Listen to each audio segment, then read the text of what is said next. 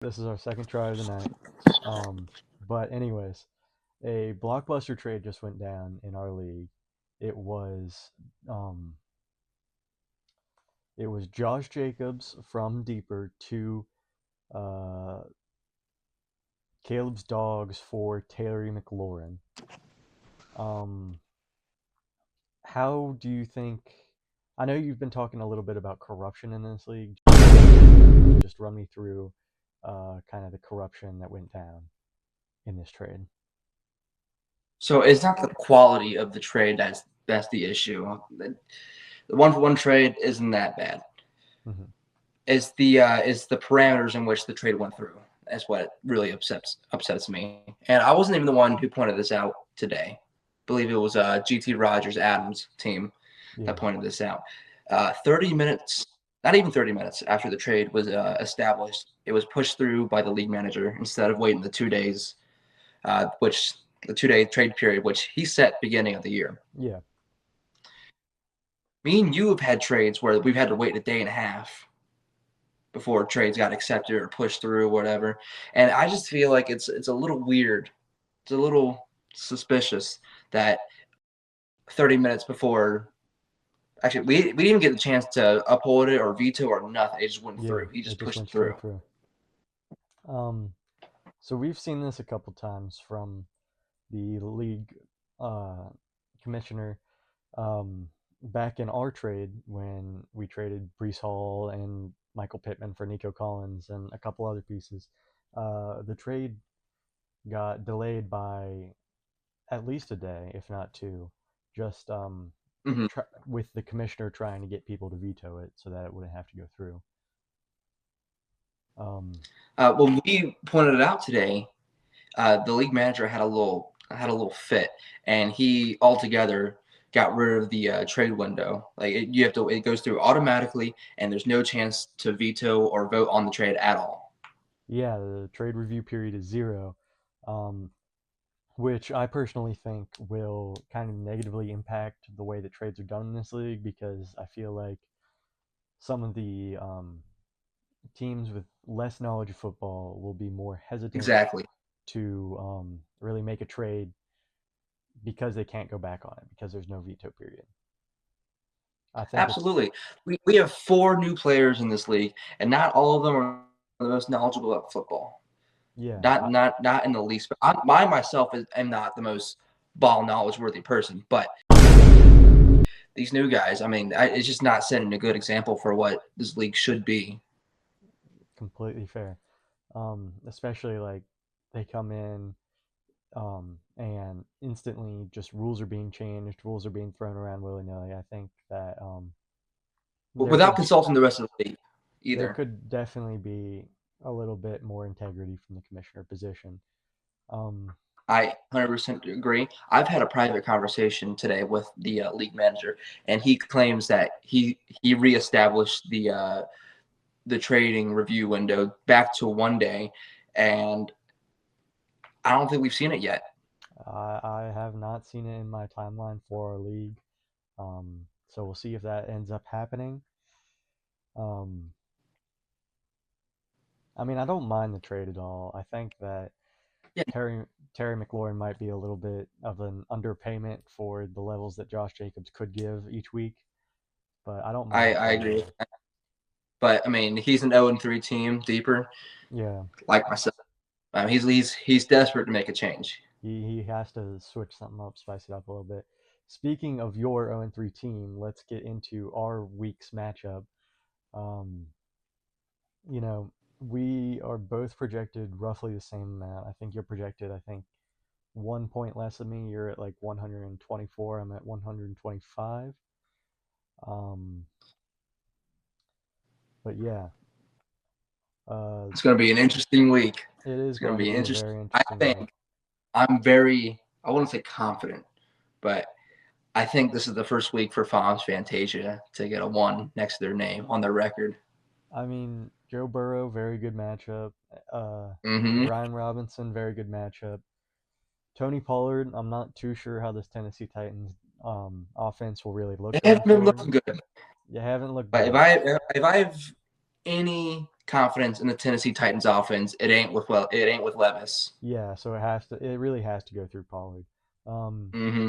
DK Metcalf. This Lions defense this year has been pretty good, but DK has like been shown to beat He's good shown defenses. he seemed to be my most reliable player with the week. Yeah, He had a little mishap first week, but besides that, I mean, I mean, I hey, think so he's did, so a did better. Amon-Ra St. Brown for me. Amon-Ra put up like 1 point in the first week, and now he's been on fire ever since. And then That Nico first week was Collins. crazy. I think everyone's first round or second round picks didn't really perform up to standard. Yeah, that's just how it is with football sometimes. Nico Collins going against Jacksonville, I really like. I think that this Jacksonville team is just absolutely in shambles, and that Houston's going to I dominate think them. we need to give a little more context to that trade for Brees Hall because Yeah. I don't because I traded away Brees Hall and Michael Pittman Jr., which Michael Pittman Jr. is not shown to be having a good year so far. He's been For it seems to be Richardson just doesn't seem to be throwing to him at all. There's no volume there for Pittman. yeah. I don't think that Pittman really is doing anything well, but I mean, um, hey, sometimes like Pittman could go off 1 week. He'll probably be sitting on my Oh, bench when he absolutely. does, He, but he is a phenomenal wide receiver. It's just I don't want to put all the blame on the quarterback, but that's exactly what I'm going to do. yeah. There's no volume. There's no quality. There's nothing for Pittman to work on. And then you have the combo of George Kittle and Juwan Jennings. I think that Kittle will do pretty well against this New England defense. Um, I think so too. As long as he stays healthy. as long as he stays healthy, yeah. Juwan Jennings, I don't think we're gonna see anything like his 46-point week last week, but Yeah, I wasn't thinking he's going to get 46 points again this week, but I need something in that wide receiver department. yeah, I need that flex pick. But I with think that Debo out, Bill, with I Debo think out, I Jawan think they'll Jennings do pretty see some good. action. Yes. Especially with Christian Gonzalez going against Brandon Ayuk, who's on my team. Ayuk, Mm-hmm. I'm really just throwing him in there because like there's always that possibility that he has a big week. He hasn't shown it at all. I think he's averaging like 8 points a week, but I there's know they're always paying him that a lot of money possibility. for him not to put up these numbers. Yeah, uh, scared money don't make no money, basically. Um, and then Kyler going against this Washington defense. Joe Burrow just put up about 30 points against Washington. I think Kyler could go for a very big week. Brees Hall against Denver. Denver's defense has been pretty good, but They more of have their been. passing defense than their rushing defense. So I think Brees could see a But lot of work. yeah, but when it comes to Brees Hall, I don't think the defense really matters. That man's easily going to get Yeah, at least he's pretty 15 points a defense week. proof. Yeah, Oh my goodness! If there was a way for me to keep him in my situation, I totally would have kept him. He was my first overall draft pick, but with Pacheco breaking his fibula, I had no choice. I had no running backs. I had no yeah, running back to put in his place, and you offered me a very good deal for Robinson Jr. and Pollard and yeah. Nico Collins. I think I think what this matchup's really going to come down to, is Chuba Hubbard versus Jawan Jennings.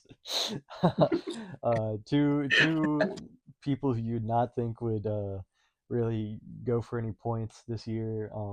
Chuba obviously in that revitalized Carolina offense with Mm-hmm. Andy Dalton, and then Jawan Jennings, as we previously talked about. I think that we're pretty evenly matched. Oh, absolutely. I might be a little bit better in the running back department compared to yours, but I think that really these flex spots could be our big point scorers, our big I should know fantasy boosters. who's your quarterback again. Kyler, Kyler Murray. Oh, ooh, Yeah, okay. This is gonna be down to the wire then. I think that it will come down to I that think that I Monday think it's night really down to game. Kittle's performance. Yeah, I think it'll He's come been down. shown to be an absolute dog. Yeah, I know he has. I think that our matchup will come down to that Monday night game, or those two Monday night games. There's two of them: Tennessee versus Miami and Seattle versus Detroit. Uh, I don't have any players. I have the Tennessee defense, which with Tua gone, I think should get a ton of points against Miami. but you have Tony Pollard and DK Metcalf, so we'll have to wait and see how that goes. But yeah, I'm pretty excited about this matchup. I think that it'll be a pretty fun one to watch this week. Oh, I hope so. Unless the end of Sunday comes around and we're just waiting for the week to be over. That could happen too. That could happen. Yeah, you're projected 123.7, and I'm projected 125 even. We're up 0.1 projected points this week. All right. Then from last time I checked. Hey, I'll see you at the end of the week. Okay. I'll see you at the end of the week. Thanks. Thank you for having me on. Yep. Bye.